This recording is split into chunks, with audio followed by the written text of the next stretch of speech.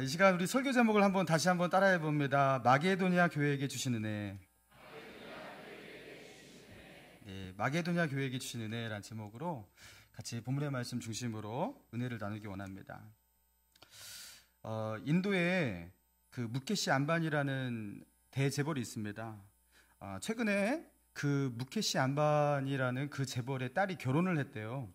그리고 그 결혼식이 세계적으로 큰 회자가 되었습니다. 그 이유가 무엇이냐면 그 딸의 결혼식 비용으로 약 1억 달러를 사용을 한대요. 우리나라 돈으로 얼마 정도 되냐면 1130억 정도 됩니다. 딸의 결혼식을 치르기 위해서 1000억이 넘는 돈을 그렇게 투자해갖고 성대한 결혼식을 그렇게 치른다고 하는 거예요. 결혼식장에 오는 하객들을 위해서 인근에 있는 5성급 호텔을 5군데 전측 다 예약을 했다고 하고요. 그리고 세계적인 팝스타 비욘세가 축가를 부르고요. 하객으로는 힐러리 클린턴을 비롯한 삼성전자의 이재용 부회장부터 다 그렇게 온다고 합니다. 뿐만 아니라 인근에 있는 주민 5,100명에게 나흘간 세끼 식사를 전부 책임지기로 하면서 도시 전체를 파티로 만드는 그런 성대한 결혼식을 치르려고 한다고 해요. 여러분 대단하죠? 여러분 이게 이 안바니 아버지가 그 딸의 이 결혼식을 이렇게 위해서 이렇게 많은 돈을 투자하면서 성대한 결혼식을 치르는 이유가 무엇입니까? 1000억이 넘는 돈을 들여서 이렇게 딸의 결혼식을 준비한 이유가 무엇이에요? 딸을 너무나 사랑하기 때문에? 아닙니다. 돈이 많아서 그래요. 이분이 돈을 얼마 갖고 있냐면요, 무케시 안바니의 공식적인 재산이 아시아에서 재산이 가장 많은 부호 1위. 돈이 너무 많아서 그 수십조 원을 쌓아놓고 있는데 공식적으로 50조 원 이상의 재산을 갖고 있다고 합니다. 개인 재산이에요. 50조 원 이상의 재산을 갖고 있는데 쓸 돈이 없는 거예요. 어디다 써야 할지 모르는 거예요. 마침 딸의 결혼식 하니까 그쵸? 1000억 정도는 써줘야 되는 거 아니겠습니까?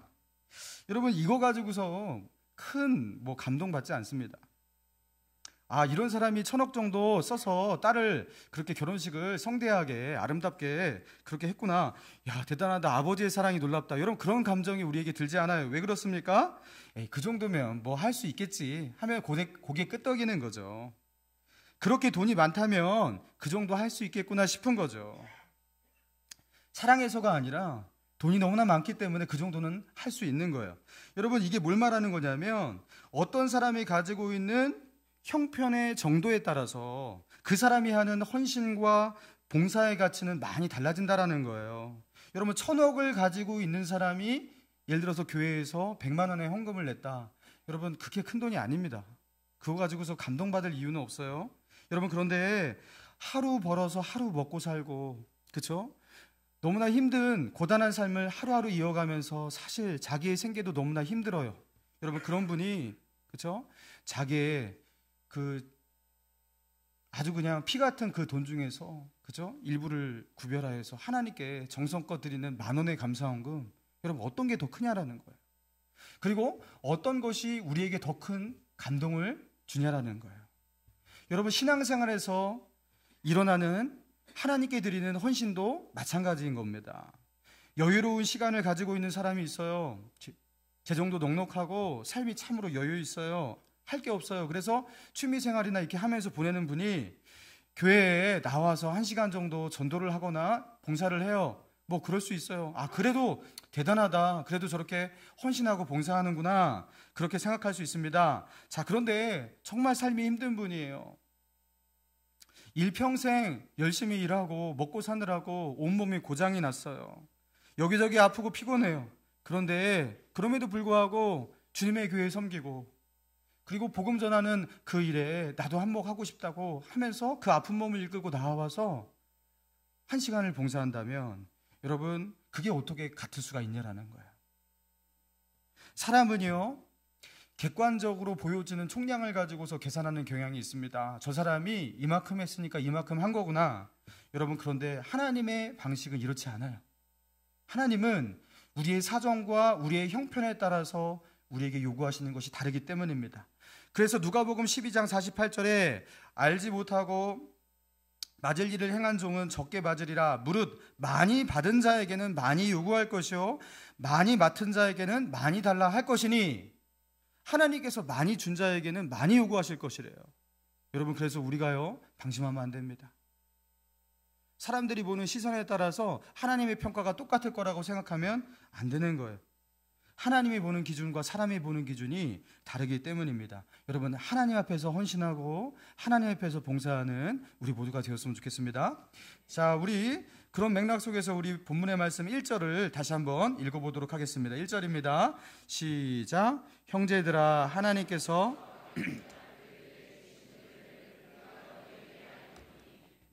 자, 지금 이 고린도 후서는요 바울이 고린도 교회에 보내는 편지입니다.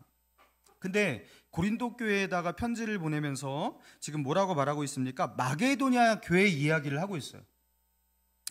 여러분, 고린도 교회 교인들에게 마게도냐 교회 소식을 전하는 이유가 무엇일까요? 자, 여기서 마게도냐 교회란, 그 마게도냐는 이제 큰 지역이에요. 거기에 데살로니가 교회도 있고 빌립보 교회도 있고 베레아 교회도 있고, 여러분 우리가 사도행전 읽어보면 등장하는 그런 교회들이 이게 마게도냐 교회입니다. 자, 그런데 이 마게도냐 교회 소식을 왜 고린도 교회에 말하고 있느냐? 그 마게도냐 교회가 보여준 그 헌신의 모습이 바울에게 너무 큰 감동을 주었기 때문이에요. 그래서 이 고린도 교회에도 그 교회 이야기를 좀 해고 싶은 거예요. 그러면 어떤 감동을 그들이 주었냐? 자, 2절의 말씀입니다. 같이 읽습니다. 시작. 환난의 많은 시련 가운데서 그들의 넘치는 기쁨과 극심한 가난이 자, 데살로니가 교회, 그 마게도냐 교회 얘기를 하는 거예요. 환난의 많은 시련 가운데서 그들이 넘치는 기쁨과 극심한 가난이 그들의 풍성한 연보를 넘치게 했다. 여러분, 극심한 가난 속에서 넘치도록 헌금했다고 하는데요, 2절의 말씀을 읽을 때 좀 이해가 난해한 부분이 있어요. 넘치는 기쁨과 극심한 가난이 풍성한 연보를 가능하게 했다. 여러분, 이게 도대체 맞는 문자인가 싶어요. 그죠? 자, 이게 쉬운 성경에서는요 이렇게 번역되어 있습니다. 헬라어는 어순에 굳이 신경을 쓰지 않고 중요한 단어부터 앞에서 말하기 때문에 이렇게 어떤 문장이 이렇게 나오기도 하는 거예요. 자, 쉬운 성경에서는 이렇게 번역했습니다. 마케도냐 지역 교회들은 심한 환난을 겪으면서도 기쁨에 넘쳤으며 극심한 가난 속에 시달리면서도 헌금을 많이 하였습니다. 이렇게 기록하고 있어요. 그러니까 매끄럽게 번역을 했습니다. 그들은 심한 환난이 있었거든요. 그리고 가난에 시달리고 있었습니다. 그런데 하나님의 나라를 위해서 헌금하고 헌신했어요. 자, 그렇다면 이 마케도냐 지역 교회들이 당했던 그 환난이라는 게 무엇이냐?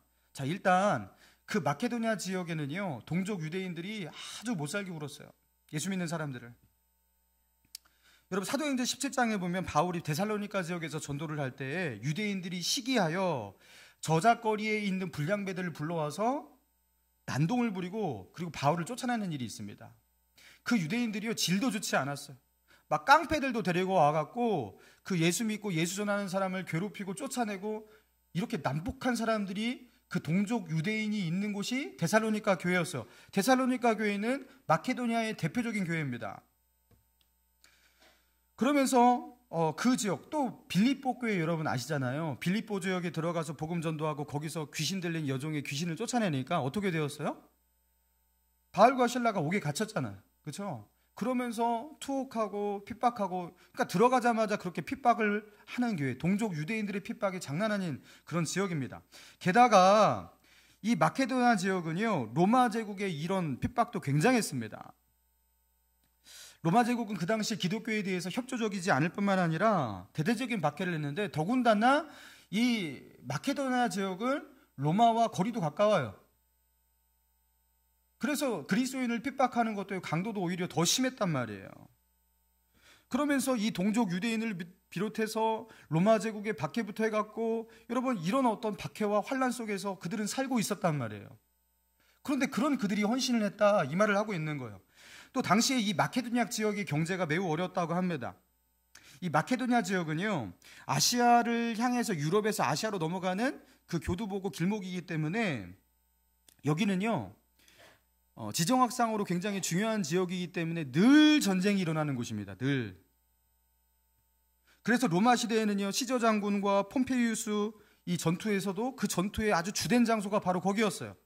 그리고 로마의 집정관들 그 브루토스와 뭐 카시우스 장군의 그 내전 속에서도 그 전투의 현장이 바로 거기였어요. 그리고 로마 초대 황제인 옥타비아누스와 안토니우스 그 내전의 장소도 거기가 전쟁터였습니다.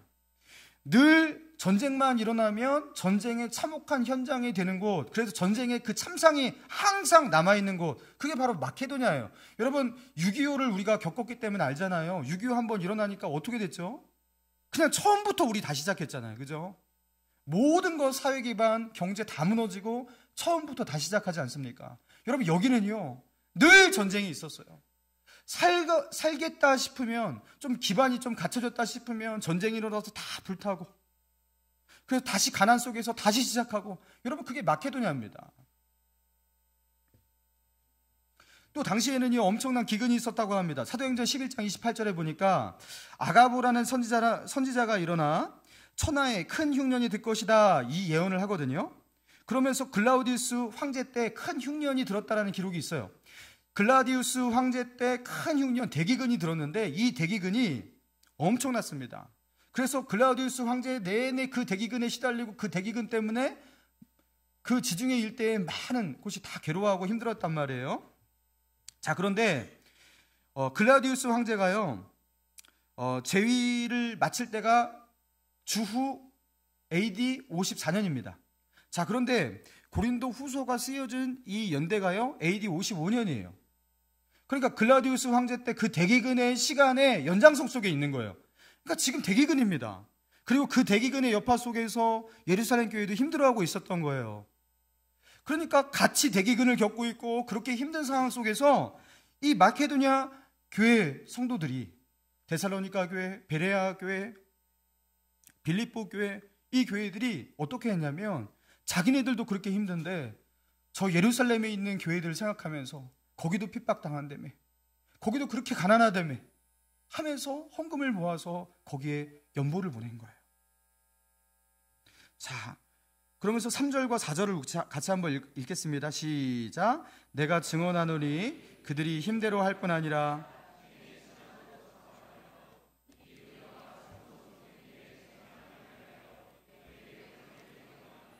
자, 그들이 어떻게 했다고요? 힘대로 할 뿐 아니라 어떻게 해요? 힘에 지나도록 했다. 이거 사도 바울이 볼 때 이 교회에서 이걸 한다고? 지금 너희들의 사정이 어떤데 이걸 한단 말이야. 이런 느낌이 들 정도로 힘에 지나도록 그들이 했다, 이렇게 말하고 있어요. 그리고 그러니까 사도 바울이 말렸을 거 아니에요. 아니 지금 사정이 이런데 무슨 너희들이 다른 교회를 돕겠다고 하냐고, 아서라고 이렇게 말하니까 어떻게 했어요? 이 은혜와 성도 섬기는 일에 참여하게 해달라고 간절히 구했다. 우리도 하게 해주세요. 여러분 지금 바울이요 이게 너무 감격스러웠던 거예요. 그리고 그 마케도냐 교회가 했던 그 일이 너무나 자기에게 자랑스럽고, 그래서 이것을요 지금 고린도 교회에게 말하고 자랑하고 있는 거예요. 그러면서 1절의 말씀과 같이 마케도냐 교회들에게 주신 은혜, 자 1절에 보니까 이렇게 나오잖아요. 형제들아 하나님께서 마케도냐 교회에게 주신 은혜를 너희에게 알리노니. 자, 지금 이 은혜가요 마케도냐 교회가 너희 교회에게 베푸는 은혜를 이렇게 말하는 게 아니에요. 하나님께서 마케도냐 교회에게 주신 은혜가 이렇다 하고 지금 이야기를 하고 있는 거예요. 그러니까 지금 사도 바울은요 어떤 것을 은혜로 정의하고 있는 거냐면, 이 마케도냐 교회가 헌신할 수 없는 상황이었어요. 누구를 도울 수 없는 상황이었어요. 자기네 교회도 너무나 힘들었어요. 경제적으로, 사회적으로 다 핍박을 받고 있고 힘들었단 말이에요. 그런데 그런 상황 가운데도 남을 도울 수 있는 그런 상황이 아님에도 불구하고, 할 수 없는 상황임에도 불구하고, 그럼에도 불구하고 그 상황 속에서 누군가를 돕겠다고, 그 모습이 은혜다, 지금 사도 바울은 말하고 있는 겁니다. 여러분 하나님께서 마케도냐에게 주신 은혜, 그게 무엇입니까? 그 은혜는 지금 그들이 할 수 없는 것을 감당하고 감당할 수 없는 헌신을 감당하는 그 모습 속에서 사도 바울은 여기에 저들의 은혜가 있다, 그렇게 말하고 있는 거예요. 여러분 은혜라는 게 무엇입니까? 여러분 은혜 받았어요 했을 때 여러분 마음 가운데 어떤 진한 감동이 있을 때 은혜 받았습니다. 눈물이 없는 사람이 눈물을 흘렸을 때 은혜 받았습니다. 여러분, 사도 바울에게 있어서 은혜라는 것이 어떻게 정의되고 있냐면요, 은혜는 헌신으로 증명이 된다는 거예요. 저 사람에게 은혜가 있느냐 없느냐, 그걸 어떻게 알아요? 지금 마케도니아 교회가 어떻게 하고 있어요? 은혜가 없이는 절대로 감당할 수 없는 그 일을 하고 있죠. 여러분, 이게 은혜입니다. 만약에 내가 나 은혜 받았습니다 했는데 은혜 받은 자의 행동이 나타나지 않아요. 은혜 받은 자는 은혜가 없이는 절대로 할 수 없는 그것을 하는 경향이 있거든요. 그런 모습이 보이지 않아요. 그럼 은혜가 없는 겁니다. 은혜가 없는 거예요. 마케도니아에게 주신 은혜는 무엇이냐면, 절대 은혜가 아니면 그들이 감당할 수 없는 것, 절대 은혜가 아니면 할 수 없는 헌신, 그것을 그들이 보여주고 있기 때문에 이것이 저들에게 있는 은혜다, 그렇게 말하고 있는 것이에요. 사랑하는 여러분, 은혜는 그런 거예요. 저는요, 신일교회, 이 독산동 신일교회가, 저희는 항상 독산동 신일교회로 부릅니다. 헷갈려서.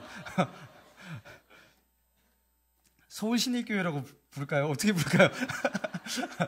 자, 이 독산동 신일교회가 은혜 있는 교회라고 제가 항상 그렇게 확신 있게 말할 수 있어요. 여러분, 왜인 줄 아십니까? 여러분, 목감 신일교회가 분립개척 이제 2년 전에 했어요. 2017년 3월 11일 날 설립 예배를 드렸습니다. 당시에 신일교회가 이제 분립개척을 한다고 그렇게 당회에서 결정하고 그렇게 결의하고 그렇게 추진할 때 저는요, 솔직히 안 믿어졌습니다. 죄송합니다. 지금이야 좀 말하지만, 저거 뭐 하겠어, 뭐 이런 느낌이 좀 있었어요. 왜냐하면 그 당시 저희 이 신일교회의 상황을 제가 알고 있었기 때문에 그래요. 제가 알기로 그 당시 빚이 40억 가까이 이렇게 있다고 들었습니다. 이자만 해도 얼마겠어요. 그리고 이 교회가, 그죠, 앞으로 비전도 많고 해야 할 일도 많단 말이에요. 근데 무슨 그런 마음이 있었단 말이에요. 그래서요, 신일교회 목감 신일교회 예배당을 이렇게 지원하기 위해서, 그죠, 4억 6천으로 인테리어까지 5억 2천을 지원했는데요, 반 정도는 니네가 나중에 갚아라, 이렇게 할 것으로 예상을 했습니다. 아니, 그런 상황이 아니잖아요, 지금 이 교회가. 아니면 이자라도 갚든지 뭐 이렇게 나올 줄 알았어요. 그런데 다 주겠다라는 거예요. 저는 진짜로 그게 믿기지가 않았어요. 어떻게 그런 결정을 할 수가 있을까? 다른 꿍꿍이가 있나? 이러면서 그냥 줬어요. 뿐만 아닙니다. 헌신되고 훈련된 성도들을 보냈어요. 제가 이제 분립개척이지만 그것도 개척교회잖아요. 개척교회를 하면서 또 상가교회를 하면서 확신이 들었어요. 와, 이건 나 혼자 할 수 없는 일이었구나. 2년간에 원래 제가 여기 신일교회 있을 때 항상 동안이라는 말을 많이 들었습니다. 제 나이를 듣고 사람들이 다 놀랐었어요. 최근에 동안이라는 말을 못 들었어요, 제가. 막 흰머리가 생기고 막 그러니까 세상에 동안이라는 말을 요새 들은 적이 없어요.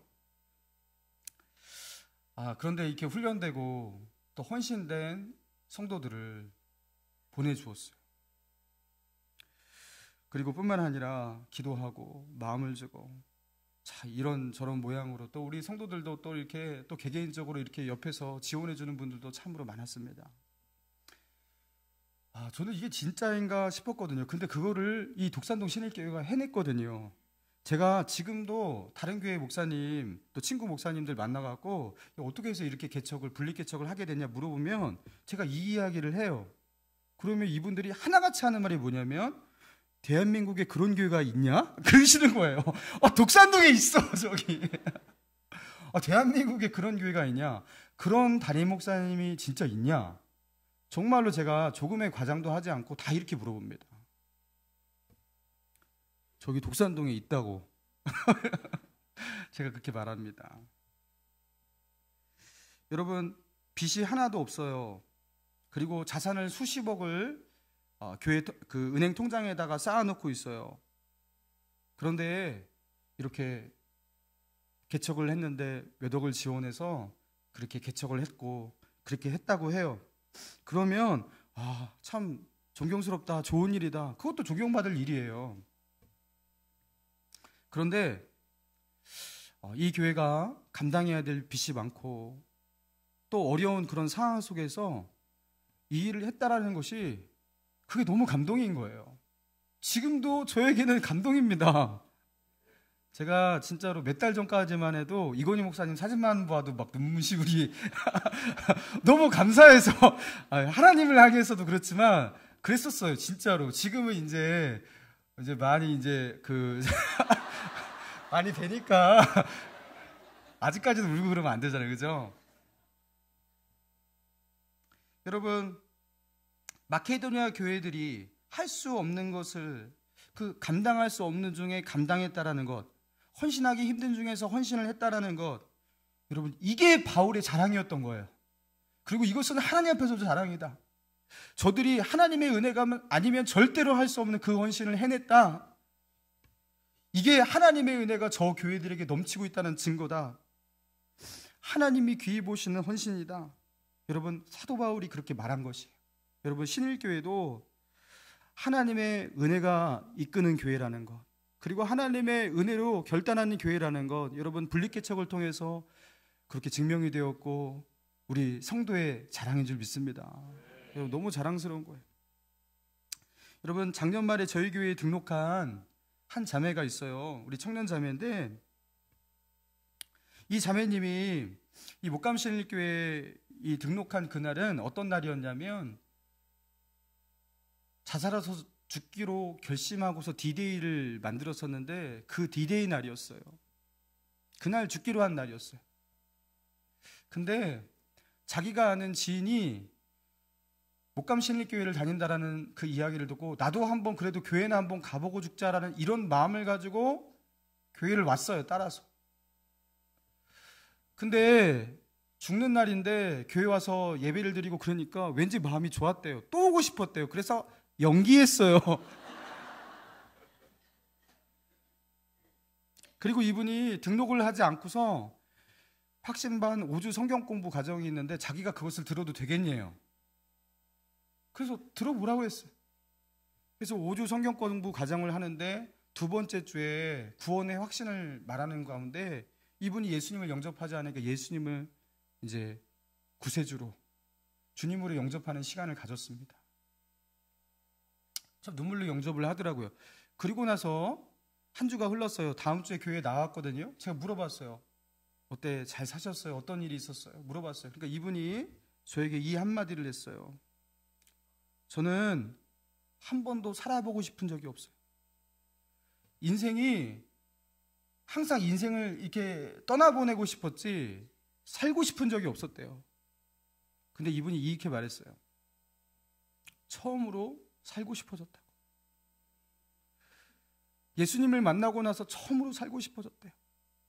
제가 그 이야기를 들었는데 얼마나 감동이 되든지, 야, 목감신일교회가 이렇게 개척된 이유가 바로 여기에 있었구나. 그러면서 이분이 예수를 믿고 그리고 지금 신앙생활 너무 잘하고 있습니다. 하나님께서 은혜 주셔서 건강도 회복되기 시작하고, 세상에 그 험한 그 처녀가요, 암 수술부터 해갖고 너무 몸이 그렇게 힘들고 가정에서는 너무 큰 상처를 당해서 삶에 희망이 없는 자매였어요. 여러분, 그런데 예수를 믿고 그렇게 변화된 거예요. 여러분, 지금 목감신일교회 그렇게 어떤 가정은 남편이 예수를 안 믿고 교회 안 다니는데 그 남편이 등록하고 이런 가정이 벌써 여럿이 됩니다. 하나님의 은혜인 줄 믿습니다. 여러분, 신일교회라는 또 이런 우리 큰 교회잖아요. 그렇죠? 그리고 시스템도 잘 갖춰져 있는 교회입니다. 우리 목감신일교회 우리 성도들도 아마 여기서 이렇게 체계적이고 뭔가 갖춰진 어떤 그런 공간 속에서 뚝 떨어져 갖고 거기서 처음부터 일구어가는 그 과정이 쉽지 않았을 거예요. 저도 쉽지 않았어요. 이게 저도 적응을 하더라고요. 그래서 이게 쉽지 않구나. 그런데 그렇게 고생을 했지만 그 속에서 하나님의 일하시는 역사를 그렇게 보게 됩니다. 분립개척 신일교회에서 청장년 그 아이들까지 해갖고 50여 명을 보냈습니다. 여러분, 지금 그 목감신일교회 청장로 등록 신자가 90여 명 정도 됩니다. 그리고 아이들이 35명입니다. 그래서 125명이 됐어요. 출석은 100명 정도 하고 있습니다. 아이들 포함해서. 그래서 처음에서 딱 2배가 됐어요. 이게 저에게 감격스러운 게 아니라 제가 같이 하지 않았더라면 이렇게 할 수 없었는데, 왜 그 눈을 굴릴 때요, 그렇죠? 이렇게 아무것도 없이 굴리면 눈이 안 뭉쳐지죠. 근데 신일교회에서 이딴만한 거 하나, 연탄만한 거 하나 이렇게 굴려놓고서 줬기 때문에 사람들이 그렇게 붙고 목감에서도 오고 싶은 교회가 된 줄로 믿습니다. 네. 여러분, 그래서 제가요 또 한마디 하자면, 제가 이렇게 분립개척을 이렇게 제가 하지 않고, 만약에 그 당시 이제 목사님한테 제가 이제 개척을 그냥 한다고 했었거든요. 그냥 개척을 하겠다 해서 만약에 나 혼자 그죠 맨땅에 헤딩같이 그렇게 개척을 한다면 나는 지금 뭐 하고 있을까 한번 상상해봤어요. 아마 저희 자녀가 셋이거든요. 많이 고전하고 있었을 것 같아요. 그래서 감사하고 또 하나님의 은혜입니다. 여러분, 나의 상황이 힘들어도 하나님의 나라를 바라봐요.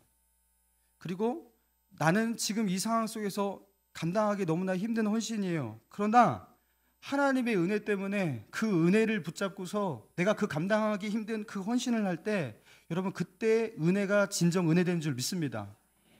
여러분, 지금 목장 개강 예배로도 모이셨죠? 여러분, 목장 예배 드린다라는 거 쉽지 않다라는 것 알고 있습니다.